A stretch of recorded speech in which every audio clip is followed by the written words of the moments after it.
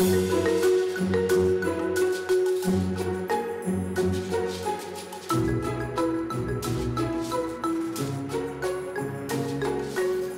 there, everyone, and welcome to the Sure IDC podcast, the show about anything and everything. This is Lucas, and let's see what topic we get into today. We talk about movies, songs, video games, board games, food, books, animals, history, anything and everything you can think of.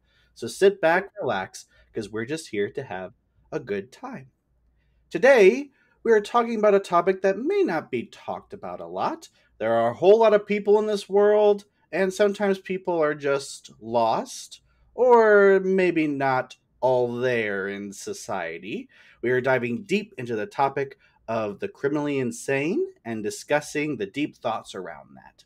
To join me in this conversation, you have heard from him before, and that is BMO. How you doing today, BMO? I'm doing great, Lucas. It's been a pretty nice day. I know, right? Thanks for being on the show. Really appreciate Yeah, it. glad to come back. So, is this like is this a deep topic, or what's your thoughts on that? And tell us a little bit about kind of your history. You have to have some kind of history to have an opinion on this. So, Right. tell us a little bit about your history and whether this is kind of a deep topic or not. So it can be a deep topic, right? I mean, we'll probably, go down a rabbit hole or two sometime during the podcast. But my work experience, I've worked with the Department of Mental Health for the state of Missouri. And for about 20 years or so, I worked with folks who had been labeled criminally insane, or in the state of Missouri, they often refer to them too as not guilty by reason of insanity. There are folks that have been involved in some kind of criminal activity, but instead of being found guilty or just not guilty, like maybe you and I would be if we got in a fight and the judge was trying to decide if we assaulted someone. This would be a case where someone had done the crime, but then the courts felt like this person's mental illness played a significant role in their behavior. And if it reaches certain legal standards, then they can be found not guilty by reason of insanity. And what that means is that they did the offense for which they were accused. However, because of their mental illness, they couldn't at that time appreciate the right or wrongfulness of what they were doing. Hmm. So, mental illness is, gosh, it's a pretty common topic nowadays. And lots of folks, suffer from mild anxiety or a little depression. I mean, that's really not uncommon at all. But there's also a group of folks who have a pretty significant mental illness.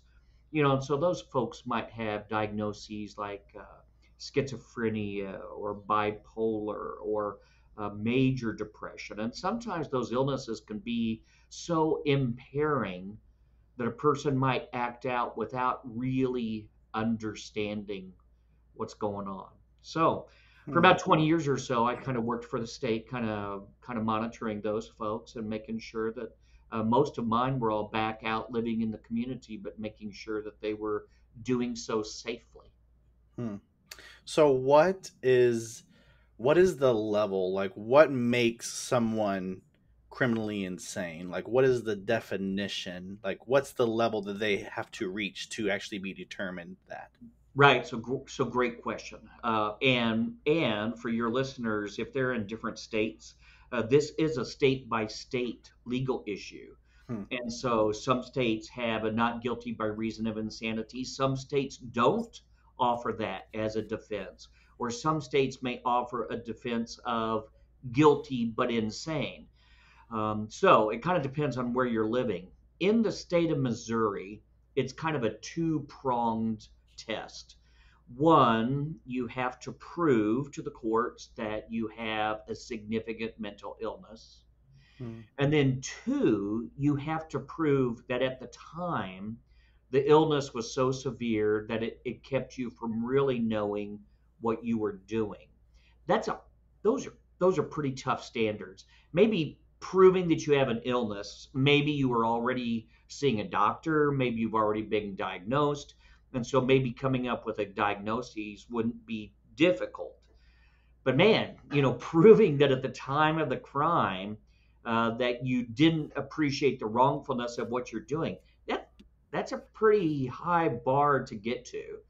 And Yeah. so in the state of Missouri, the last I recall, I believe less than 1% of the folks who attempted this not guilty by reason of insanity or NGRI defense actually get it. It's a very, very difficult thing to achieve. Hmm. That's interesting because, I mean, yeah, you're right. To prove that you were actually out of your wits or not exactly, you know, yourself at the time that the incident happened. I mean, to actually prove that, I mean, unless you had a history of that, I mean, is even that a thing?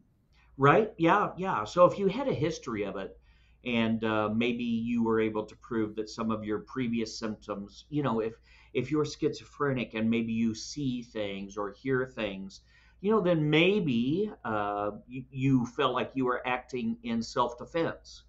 If you could prove you previously had thoughts like that, that would certainly help your cause.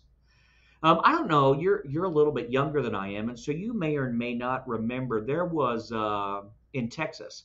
There was a mom who killed her kids. I don't know if you recall this. She strapped them in the car and then drove a car into a pond, and the kids ended up drowning. And as I recall, she originally attempted a not guilty by reason of insanity defense in Texas. And I believe that back then their laws were very similar to ours. And while she was able to prove that she was suffering from mental illness, I think her diagnosis was postpartum depression, but she was having these delusional thoughts. Um, she was unable to prove in the original trial that she didn't know what she was doing was wrong. And the thing that caught her up was she waited to do this to her kids after her husband had left for the day to go to work. Mm, And then she did it before her mother came over to mm, babysit the kids. And so they took that as she knew that if yeah, someone else was there, they would try to stop her. So she knew that what she was doing was wrong. Now I think she later got it overturned. I kind of can't remember. It's been too long now. But that's kind of an example of how that would come into play. yeah. What what are what's the benefit of having that defense? Right. Well, I think Missouri is actually awesome for offering it. Because mental illness is truly something that we don't choose, right? I mean, unfortunately, that's just a burden that some of us bear through no choice of our own. They think maybe there's a genetic link. It's probably a combination of nature versus nurture. You probably have, maybe your genes, your makeup is set where maybe you might be predisposed. And then if you have the right kinds of stressors or trauma in your life, then maybe the scales tip to where you have this significant illness. Um, and often, what we've found is that those significant illnesses start to kick in late teens, early 20s. And Interesting. so, we're talking young adults, and maybe when they're originally starting to have symptoms, maybe they self medicate. You see a lot of dual diagnosis where folks have started to use, drugs recreationally.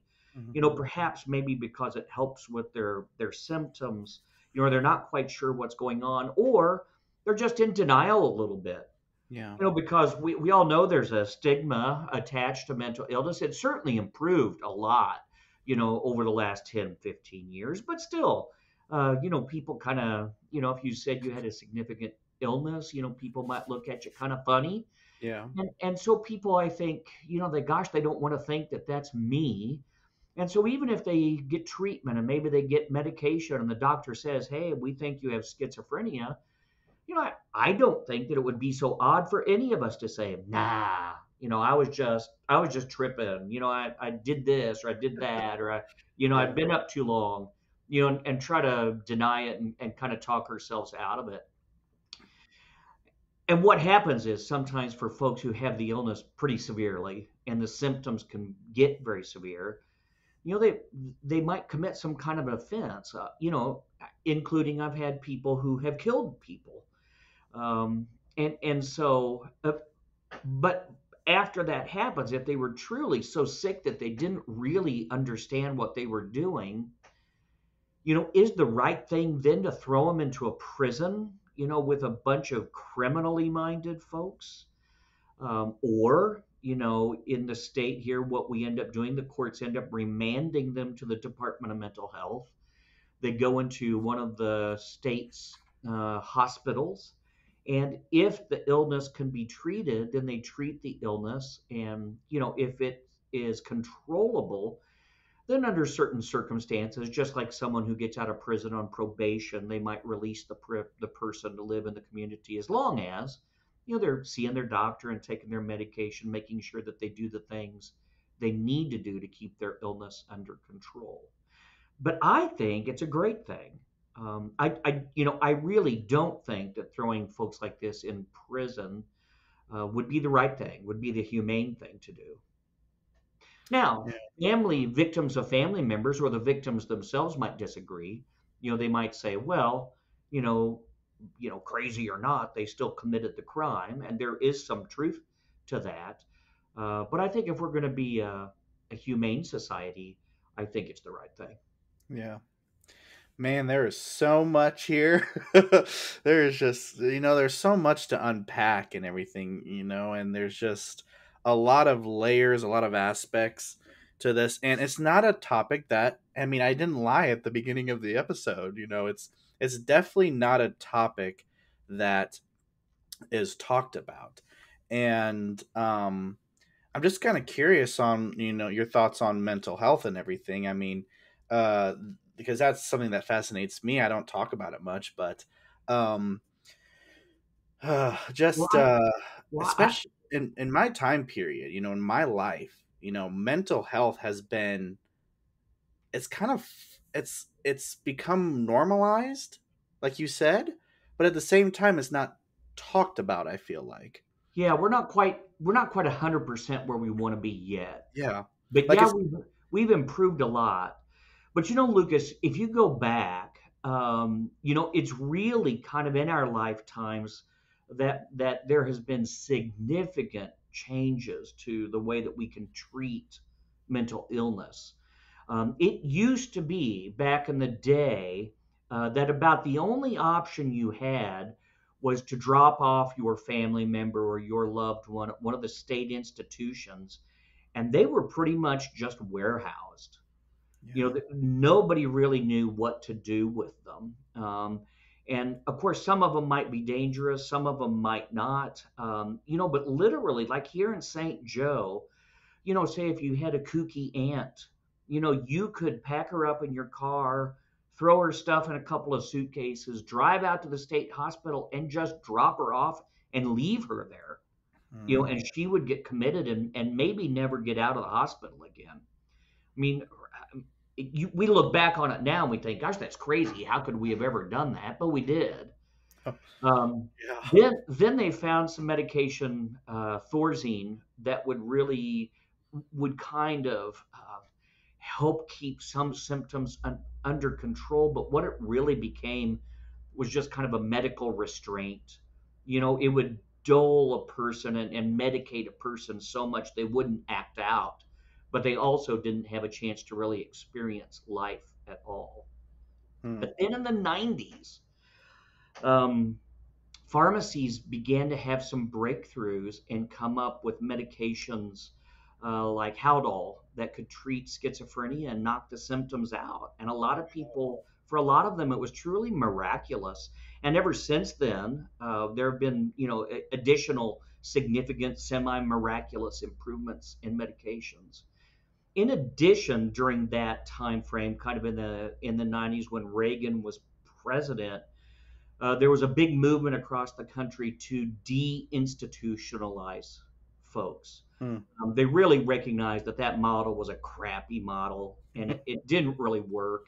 Yeah. It was semi inhumane, and that a lot of these folks, especially with the new medications that were coming out, could be treated in the communities. And so there was this huge shift. For example, the state hospital here in St. Joe, I believe in its heyday, it had close to 4,000 people being warehoused there. I Gosh. know. And now it's 108. Wow. Yeah. So, and mental illness hasn't gone anywhere. It just No. means that the opportunities for different kinds of treatment are there. And so Hmm. people aren't having to be warehoused. So, I think that's part of it is that back then nobody really knew what to do with it. And I think just as human Yeah. beings, we're hardwired to be skeptical and make fun of things we can't understand. Hmm. Maybe it's a safety mechanism from back when we were cavemen. We didn't know, I don't know what's on the other side of the hill, and so I'm not going to go there because if I do, maybe there's a dinosaur that's going to eat me, right? Yeah. Yeah. So I think that's just part of human nature. But since the 90s or so, with a lot of these improvements, we're actually seeing people get treated and be able to live pretty normal lives. Yeah. But I can remember when I was in school still running into people that thought, oh, that's all a bunch of hooey. It's like, Mm. have you ever seen anybody that, it's really, really, blah, blah, blah. And it's like, yeah, yeah, Yeah. yeah, I have. Well, that is fascinating because I mean, do you real and you might not know this, but like, do you really need medication to solve some of these mental health issues? I mean, like obviously, it helped a bunch going from 4,000 to 100. I mean, they obviously didn't find any other solutions, um, to help with these symptoms. Well, there are different people have different opinions, You know. right? I mean, I remember the big flap Tom Cruise got himself in when he was talking to Brooke Shields. She was having postpartum depression and seeing a psychiatrist, and he had a different point of view on how she should be treating her depression. Personally, I can tell you that I believe that mental illness is a real thing. There really is mental illness that's very significant, that Hmm. people really struggle with. And I've seen people's symptoms really improved with medication. So Mm. if you're looking for an endorsement, I would give my stamp of endorsement that if somebody's struggling with their mental health, they really should go see a doctor or a counselor. And if the counselor recommends for them to see a doctor and maybe take some medication, I would strongly if I would recommend for them to strongly consider it. Yeah. If nothing else, sometimes if we're struggling a little bit, if you think of it like your car battery is worn down, Hmm. maybe every now and then you have difficulty getting your car to start because the car battery is going bad. Yeah. Well, maybe you need a new battery, but sometimes at least getting you by you can just charge that battery up a little bit. Hook it up, give it a little extra juice, and that can at least get you to a spot where you can get the car repaired and get it tuned up better. Well, Yeah. to me, that's an analogy for medication.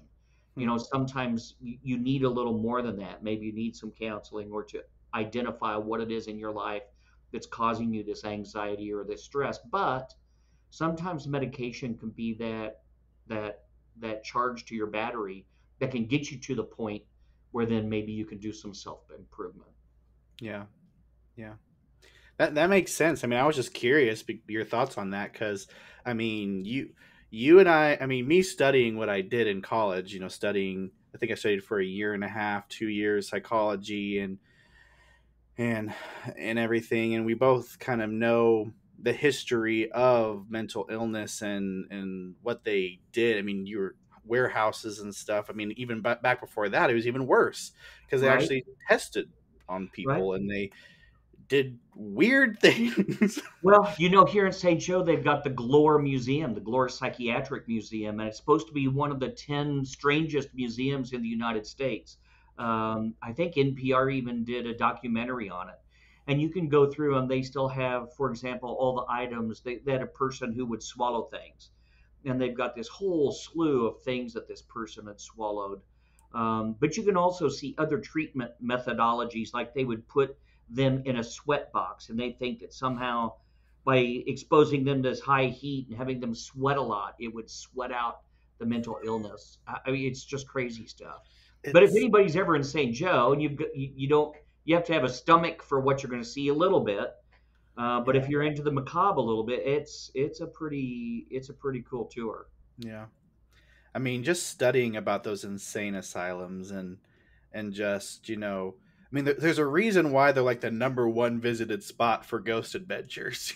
Right? And they do that. They do the ghost thing at the Glory Museum Oh, too. do they? They do. They go and stay all night. I mean, just Yeah. to, I mean, whether you believe in ghosts or not, this isn't a ghost podcast, but like, I mean, just imagine What this. happened there? Yeah, Yeah.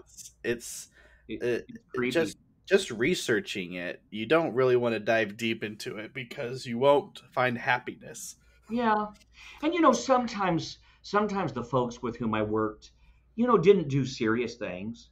Yeah. Like I had a person who was really confused, and they hijacked a bus with a cup of coffee. They just threat. It was such a silly thing that the bus driver just kind of went along, with the person, because they could tell that this person was under distress, Yeah. and they didn't fear that she was going to throw her coffee on them, so they kind of just went along and passed the hat, and people collected some change and let her off the bus. So sometimes it's fun stuff like Yeah. that, Well, um, it's or not. sometimes it can be serious too. Yeah. Yeah. It's not. I mean, and that's the thing about it is they were all grouping them together. Even today, we probably group them together as well. I mean, if you're depressed, insane, if you're impressed, schizophrenia, whatever, you are probably grouped into the same bucket. But we're finally starting to separate the illnesses, and you're right. Some things are not as serious as other things. I mean, it's almost like it's funny. Me thinking this. It's almost like, have you ever seen The Beautiful Mind? Yeah, yeah, I mean, it's just you know, there's so much that you see on movie and TV that I think it kind of. I mean, I don't know. We can talk about this a little later in the topic, but I don't know if it brings awareness to it or if it makes people scared of it. i'd say I'd say Oh, all of that. Yeah, all the above. all of that. You see a Silence of the Lambs, kind of a movie. Yeah. Um, and I had a guy who was low mental functioning, and but that also had a significant mental illness. And when he got sick, he got very paranoid. And sometimes schizophrenia, a person might have symptoms where they'll hear voices, like, and sometimes the voices are just like murmurs, or like when you and I are in a crowd, you can make out the voices, but it's also hard to make out anything they're specifically saying. But sometimes they can understand exactly what the voice is saying, and sometimes the voice might even command them and say things like, Lucas, BMO is trying to kill you. You need to defend yourself. You need to do something. And my guy was having those kinds of voices in his head Mm, about his wife. And mm, so, in the middle of the night, one night, he killed her. Well, after all this happened and he was arrested, ended up going to the hospital, and they got his illness under control. And he found out what he had done. I mean, he was just distraught, because he realized he had killed his wife. So that's awful. But so like Silence of the Lambs, that situation, it's not impossible. The pretty serious and dire things can happen, but not yeah. always. Yeah. Not I mean, always. Hopefully somebody gets treatment before it reaches a level of that. yeah. I mean, there's two sides to everything. I mean, there's good situations, there's bad situations, there's severe issues, there's not as severe issues. Um, and it's very sad to hear that and you don't ever think. about the person in the sense of, feeling remorse for the person that did it because they did it, just like you said earlier. You know, people don't think about that. People don't think, oh, they didn't know what they were doing, because it's just such a horrific thing that it was kind of like, well, how did they not know what they were doing? Right, and we want to blame somebody, Yeah, right? I mean, we usually want, when the football team doesn't win, we want to blame somebody. When yeah, something bad happens, we want to blame somebody. It makes us feel good. yeah, I think maybe it gives us a sense of security or safety. If we can pin the blame on that guy over there, yeah, if that guy did it, if we can punish him, then that's not going to happen to me, yeah, kind of a thing. yeah. Not So, to not to throw in a musical, but it's like, off of, Into the Woods. You're the one to blame. You're the one.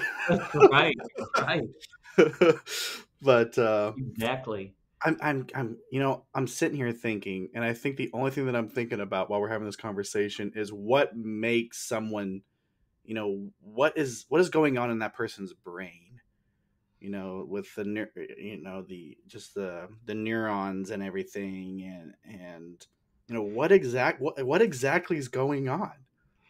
Well, so I had another guy with whom I worked, and he was hearing voices. He thought he could hear kids calling for help. And so he was at home and he thought that it was at a neighbor's house. And so he didn't know what was going on, but he thought he could hear these kids screaming and calling for help. So he grabbed a gun and went over and banged on the front door because he was going to help the kids. Yeah, Well, no, no, no, no. okay, spoiler. So it all turns out okay before Okay, we get. good. I hope so. So he goes and he bangs on the door, and of course there are people home, but then they see their neighbor standing out on the front door with a gun, and so Yeah. they're like flip a doodle because it's like, what the heck? Why is so and so, and I'll call him Joe. Why is Joe at the front door, holding a gun? So they don't answer the front door. Well, then that kind of flips our guy out more, right? Mm, Well, to make the long story short, there were no kids screaming for help inside. It was just in his head. And you also have to give him a little bit of credit. Probably the smartest thing would have been to call the police, or call the sheriff and said, "Hey, I think I hear kids calling for help next door. What should I do?" yeah. But I do, gosh, if I was in trouble and I was in my house and I was calling for help, I'd appreciate if my neighbor came and tried to help me out, right? Yeah. And so he and I were talking one day because that turned out okay. Other than he did get found not guilty by reason of insanity for what he did, but nobody was injured. And he found out that he had this mental illness, and it was pretty significant. Prior to that, he had had some symptoms and got treatment, and then went off his meds. And he would go a while, and then he would start getting symptoms and get off his meds. So this was kind of the final straw for him, where he could actually have insight and say, "Holy cow, I guess I do have this because I almost hurt somebody." Hmm. And so we were talking one day, and so I said, "Joe," I said, "what is it like? What's it like when you're hearing voices?" And he said, kind of looked at me like I'm an idiot. And he's like, "Well, it's like you hear a voice." I'm like, "Well, yes, I get that." But I mean, is it like on TV? Is it like you hear something on the radio? And he's like, "No, it's like you and me talking. And if I heard the voice, I would turn and expect to see someone standing there talking to me." He said it's real like that. And Hmm. it's like, wow, gosh, that would be so hard, to be able to differentiate what might be real and what might be a symptom of your Yeah. mental illness. Yeah. So, anyway, he was really good guy. He's not with us anymore, but he was really nice to talk to, really insightful. He was able to share and kind of describe his symptoms Yeah. in a very educational way. Yeah. That still just makes me. I mean, it's got to be somewhere in the brain. I mean, it just has to be, right? I mean, it has to Right. be. Yeah. So schizophrenia in particular, there Yeah. is kind of a locale in the brain where they see that happening. And it also is near the area of the brain that processes religion. And so I don't know if you've ever seen, but often in movies, it's a stereotype to portray someone who's mentally ill, schizophrenic, as thinking that they're Jesus, Yeah. right? But that stereotype comes with they're often folks who suffer from schizophrenia, not all the time, but often they can have a religious component in their thinking.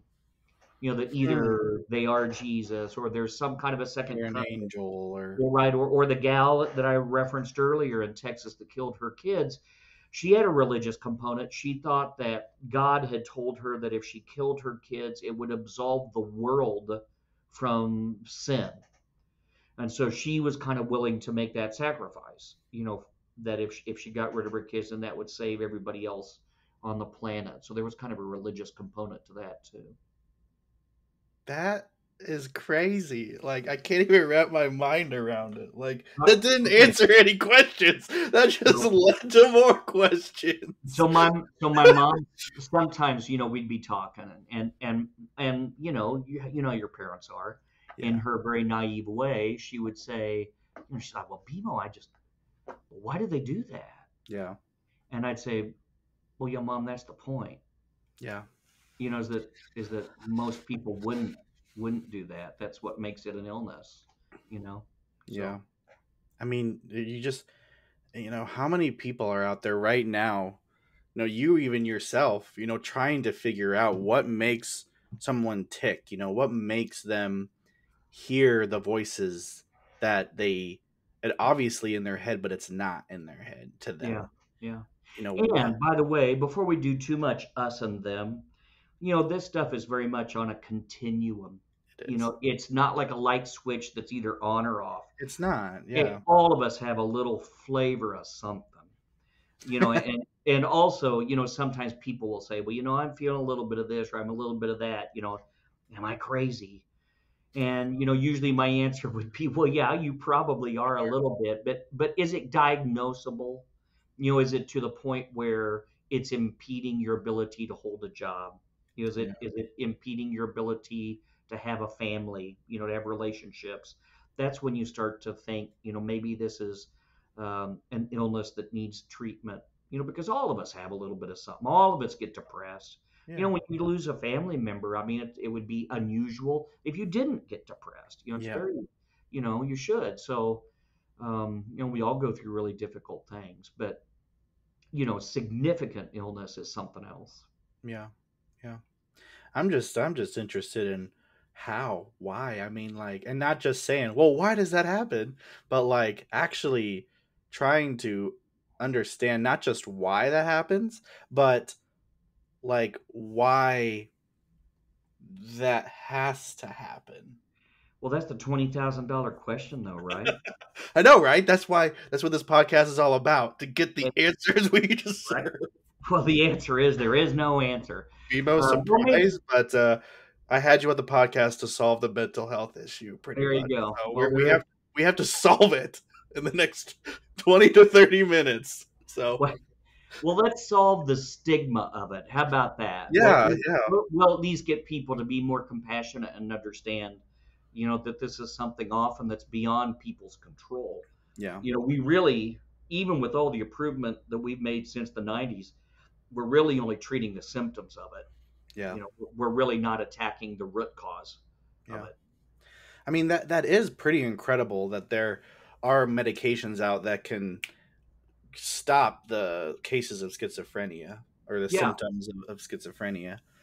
Well, if you think about it like diabetes or high cholesterol, we're, as a society, we're completely cool with saying, oh, somebody's diabetic and they got to take their insulin for the rest of their life.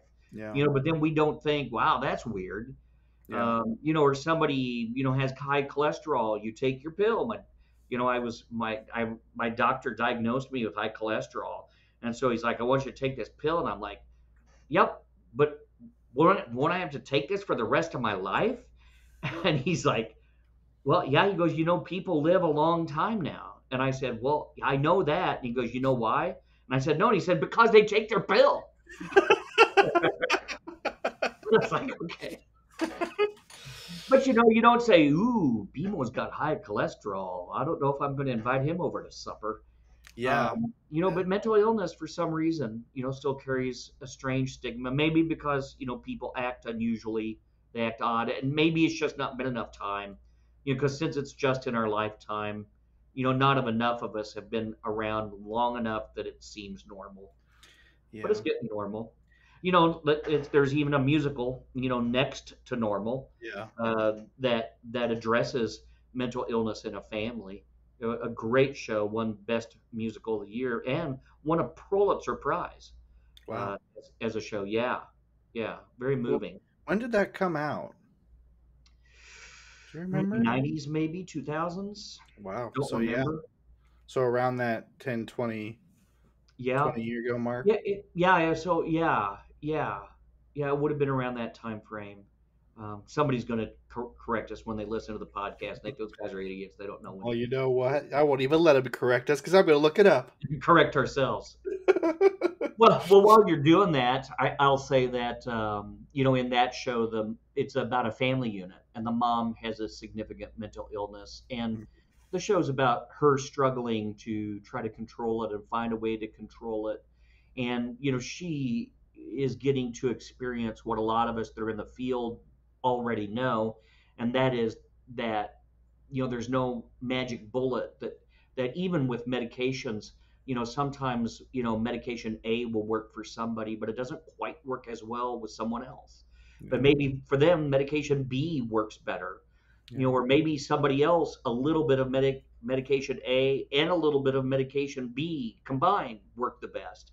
Yeah. And so, while doctors can be really good about figuring out a diagnosis and figuring out what the illness is, putting a label on it so that we can understand it, sometimes actually treating it is a little more art than science. Yeah. And so, in this particular show, you get to witness her struggles, and then, of course, the struggles of the family as they're trying to, live with mom and work with mom and support mom. And I won't talk about how the show ends because No it's really, spoilers. yeah, I won't spoil it because And it's it's really worth seeing if somebody's not seen it. But yeah. it's a very very moving theatrical piece. Yeah. Looks like it's 2008. 2008. That sounds Even right. though it says it was originally published in 2010. So Curious. it says Next to Normal is a 2008 American rock musical Yeah, yeah, modern. Yeah, it's contemporary music. with a book and lyrics. And then it says originally published in 2010. So, yeah. So you were right. Yeah, Yeah. and it's her portrayal. I know that the writers of that worked really, really hard at trying to portray her illness very accurately. Yeah. And a lot of the dialogue, the book that was written, I know that went into great detail to try to make sure that they were accurately describing the medications and symptoms, etc. Yeah. And I think often in movies and TV shows, I think for the most part, at least nowadays, you do get a fairly fair representation of what mental illness can be like.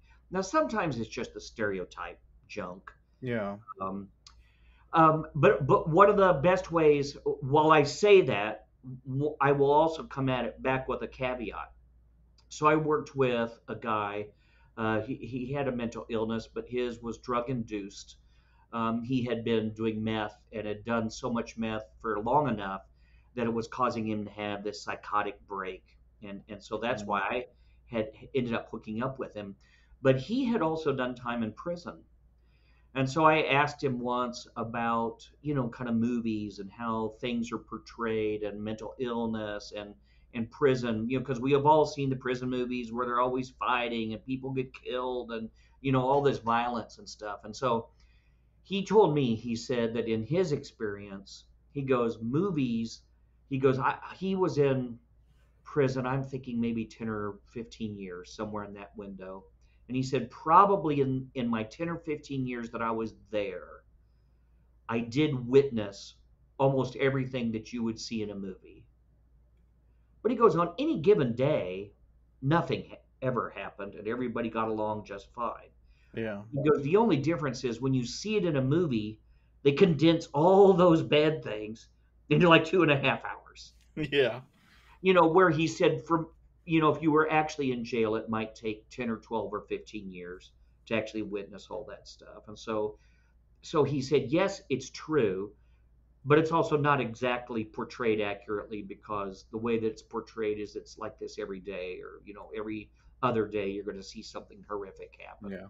And Well, like, I think mental illness in movies is often that way too. yeah. A lot of the symptoms of the things you see and the way people are portrayed, probably for the interest of the movie goer and because they've got to push the storyline along in Yeah. 2.5 hours, they throw a bunch of this stuff in where all of it is maybe true, but in real life it would take an extended period of time for somebody to experience all of that. Yeah. Well, that's what I was just about to say was, I mean, it would kind of be boring if they did a TV show about prison and they had normal days there where nothing happened. And Right? Who buys that ticket? yeah, it's all like, oh, that was a good episode. I mean, we always hate it when it's just, character development. Right. We go to see Top Gun and nobody has done anything bad. So they all just sit on their Air Force carrier thing, Yeah. and they don't do anything and they play cards. It's like that's not very entertaining. It's like, You gotta wow, go, okay, well, you I'm gotta glad go rescue somebody or blow up something. Yeah, yeah. Well, I definitely think that. I mean, going back to the stigmatism of it, I think that kind of fuels it in a sense. I mean, if you think of all the shows and mental illness, I mean, even the show Criminal Minds. I mean, like I know so many people that have seen that show. I've watched the show, Hmm. several times through, but yeah, I mean, there's just you see it so much in shows and movies that I think that very much uh, contributes to the stigma. Yeah. Whether it helps it, whether it hurts it.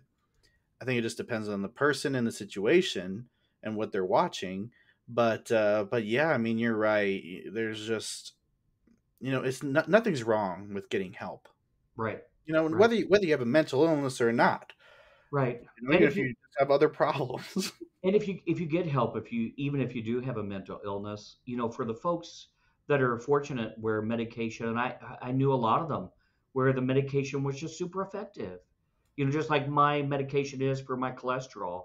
And so walking around at Walmart, you're not going to look at me and say, "Bet that dude has high cholesterol." Well, you might because I'm fat, but other than that, you might not say, "Well, that dude looks like he's got an illness. I bet he's got high cholesterol." There are lots of folks that have, mental health issues that get medication, get treatment, and it knocks the symptoms out. They're fine. They're just like you and me. There's no reason to think any differently or treat them any differently. Yeah, yeah. Just gotta take a little bit more time to push it along. Yeah, things are improving. Yeah, I mean We're not there. we're not throwing people in warehouses anymore. Right, right, and we're not doing crazy stuff to them. So, that really, since even the 40s and 50s and 60s, I mean, there's been so much improvement in the mental health field. We're not where we want to be yet, but we'll get there. Yeah, We'll get there. I mean this might be a very obvious question, but do you think and we're kind of close to wrapping it up here now, Yeah, still a little bit, but do you think that the definition of mental health has changed at yeah, any point in time? I yeah, mean, yeah. Well, sure. I think people are much more willing and able to openly talk about struggles that they're having. And of course, since COVID, there's been a big increase in anxiety and things. When people there was a big increase of suicide rate, during COVID because people were home, and some people, for them, that was a very bad combination. Being trapped at home, not being able to get out. And so I do think that society has opened up, and it's much more common for people to come forward and say, "I need help." Probably the one specific area that still needs a lot of improvement in that area are guys like me, the middle-aged white guy, because we tend to think, no, I'm fine. I'm not going to do, I don't need any help. Blah, blah, blah. And I think that specific demographic could really needs to kind of recognize that a real man can ask for help, if they. Hmm. But generally speaking, yeah, there's just been so much improvement lately. That I think that when you think of mental health, it's not just, oh well, take this pill and go away. There's counseling. There's helping. There's education. There's also the medicine too. But gosh, it's very much this holistic kind of multifaceted approach to try to help people. And of course, there's also a big movement to try to understand why these Hmm. things are happening. And there's a big movement right now that is focusing on trauma.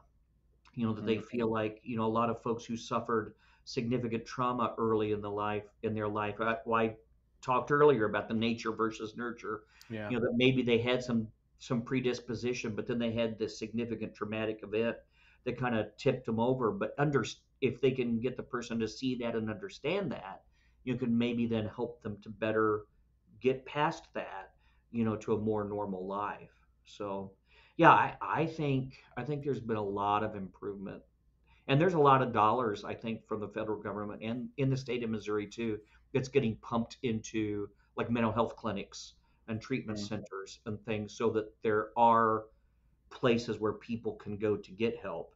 Now, there's not enough. I know, especially out in the rural towns, often there are no mental health clinics, and so sometimes it's hard for them to find treatment out there. Yeah. Um, but gosh, we're getting better. We're getting Yeah. better. Yeah. Now, question for you, Hey, hot take right now. Is there a negative side to all of this at all?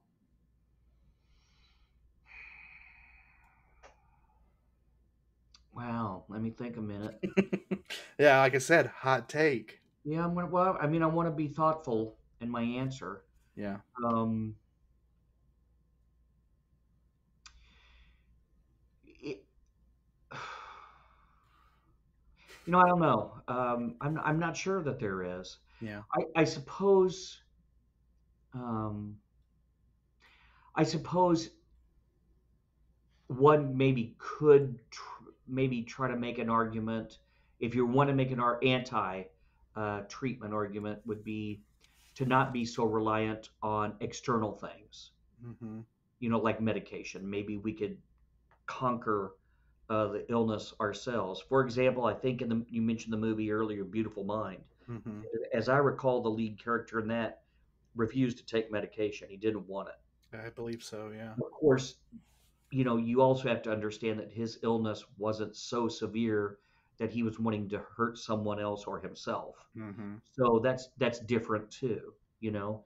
And Tom Cruise, he felt like, I can't remember what he referred to psychiatry as, but if I recall, it was something like hooey, that it was kind of nonsensical. Yeah. And so I suppose that there is some truth to, we do need to figure out how to heal ourselves and get along with ourselves. But at the same time, especially if an illness is significant, Hmm. I think it's ridiculous to just refuse any kind of external treatment based off of some kind of an ideology of, well, I ought to be able to cure myself. I Yeah. mean, I don't do that with my cholesterol. You don't do that with diabetes. Hmm. So why should we treat mental health like that and think that we're, less of a person or whatever for not having some kind of medical treatment? Yeah. I just had to throw that wrench at you. Yeah.